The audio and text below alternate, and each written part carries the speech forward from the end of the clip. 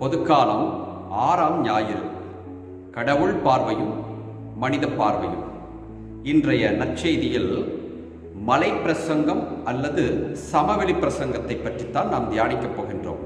மத்தேயு மற்றும் லூக்கா நற்செய்திகளில் மட்டுமே காணப்படுகின்ற இந்த இயேசுவின் போதனை மிகவும் ஆழமான கருத்துக்களை கொண்டது, வித்தியாசமான கருத்துக்களை கொண்டது, வேறு விதமான பார்வைகளையும் கொண்டது என்பதை நாம் அறிந்து கொள்ள வேண்டும்.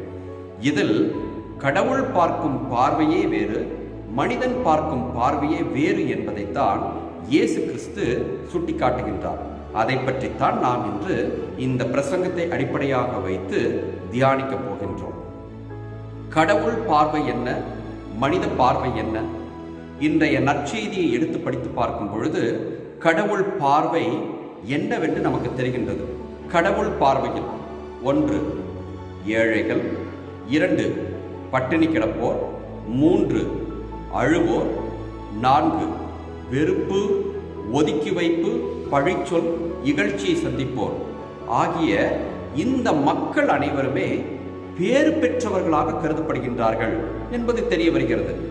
அதே சமயத்தில் மனிதர்கள் பார்வையில் இந்த 4 பேருமே சபிக்கப்பட்டவர்கள் என்பதை நாம் வாழ்க்கை பூர்வமாக உணர்ந்திருக்கின்றோம்.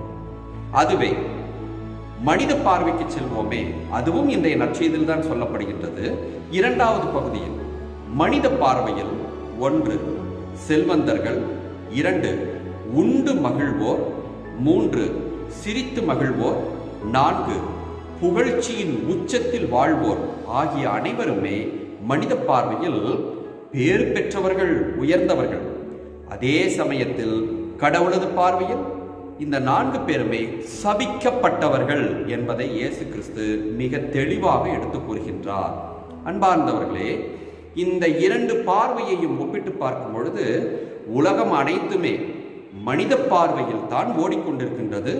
அதுதான் இன்று 750 அல்லது 800 கோடி மக்களிலும் மனதிலும் பதிந்து இப்படித்தான் வாழ வேண்டும், மனித பார்வையில் தான் வாழ வேண்டும் என்று சொல்லி வாழ்ந்தும் கொண்டிருக்கின்றார்கள்.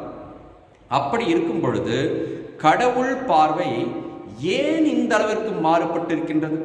மனித பார்வையிலிருந்து கடவுள் பார்வை முற்றிலுமாக 100% ஏன் மாறுபட்டிருக்கின்றது? என்ன காரணம் என்பதை தெரிந்து கொள்ள வேண்டும் அல்லவா? அதை தெரிந்து கொண்டால்தான் இன்றைய நற்செய்தியின்படி வாழ்வதற்கு நமக்கு உறுதுணையாக இருக்கும் என்பதை நாம் புரிந்து கொள்ள வேண்டும். முதலில் காரணத்தை கண்டுபிடிப்போமே. கடவுள் தனது